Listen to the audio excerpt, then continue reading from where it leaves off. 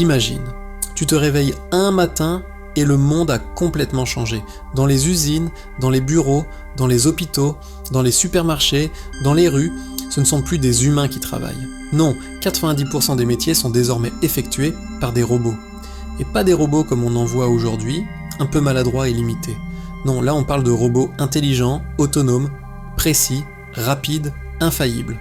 Une nouvelle ère vient de commencer. Un nouveau monde, c'est un scénario qui peut sembler futuriste, mais qui, en réalité, pourrait être beaucoup plus proche qu'on ne le pense. Alors, que se passerait-il si les robots remplaçaient 90% des métiers ? La toute première conséquence serait un gigantesque choc économique. Imagine des millions, puis des milliards de travailleurs qui perdent leur emploi du jour au lendemain. Les robots remplacent tout le monde.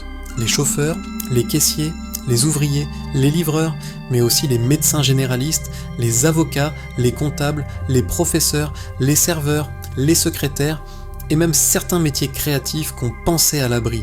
En parallèle, la productivité explose littéralement.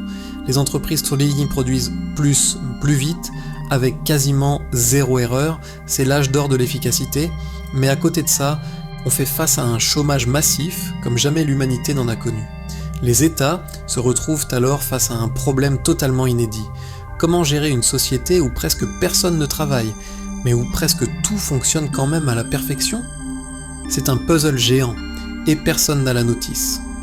Dans ce nouveau monde, il y aurait d'abord les grands gagnants. Une petite partie de la population deviendrait extrêmement, scandaleusement riche. Qui sont-ils ? Les propriétaires des robots, les grandes entreprises technologiques qui les ont conçus, les ingénieurs qui contrôlent les systèmes et les investisseurs qui ont misé sur cette révolution. En quelques années à peine, ces personnes accumuleraient une richesse inimaginable. Pourquoi ? Parce que les robots produiraient des biens et des services à leur place, sans jamais demander de salaire, sans prendre de pause et sans jamais faire d'erreur. La classe dirigeante deviendrait une sorte de nouvelle noblesse, non pas une noblesse de sang, comme autrefois, mais une noblesse de la technologie. Mais de l'autre côté du spectre, il y aurait l'immense majorité de la population, sans travail, sans rôle économique et sans utilité sociale claire. Imagine des millions et des millions de personnes qui ont plus besoin de se lever le matin. Plus de bureaux, plus d'emplois, plus de salaire, plus de carrière. Au début, certains trouveraient ça génial, du temps libre à n'en plus finir. Mais très vite, ce qui semblait être un rêve tournerait au cauchemar pour beaucoup. Parce que le travail, ce n'est pas seulement un revenu, c'est aussi ce qui nous donne un but, un statut, une identité.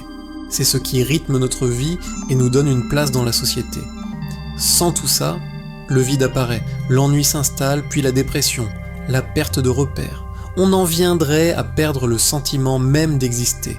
Ce serait sans doute, un des plus grands défis psychologiques de toute l'histoire de l'humanité. Le monde économique lui-même serait transformé de fond en comble. Dans un monde où presque tout est produit par des armées de robots, les prix s'effondrent. Les objets du quotidien, les vêtements, la nourriture, les transports, tout devient incroyablement bon marché. Le problème, sans salaire, même acheter quelque chose qui ne coûte qu'1 euro peut devenir mission impossible. Comment consommer quand on ne produit plus rien et qu'on ne gagne plus d'argent ? Les gouvernements seraient alors forcés de réagir avec des mesures extrêmes, presque de la science-fiction. On pourrait voir l'instauration d'un revenu universel garanti pour tous, une redistribution massive des richesses, la nationalisation des robots pour que leurs bénéfices reviennent à tout le monde, ou encore une taxation ultra élevée des entreprises automatisées. L'autre option ? Laisser le chaos social exploser. Une chose est sûre, le capitalisme, tel qu'on le connaît aujourd'hui, pourrait tout simplement s'effondrer, incapable de s'adapter à cette nouvelle réalité. Une fois la tempête passée, une fois le choc initial absorbé, le monde pourrait basculer dans 2 directions radicalement opposées. La première option, c'est une société utopique. Les robots les travaillent un pour nous, et les humains ont enfin du temps, beaucoup de temps. Du temps pour créer, pour apprendre, pour explorer, pour voyager. Les arts, la science, la philosophie connaissent un essor sans précédent.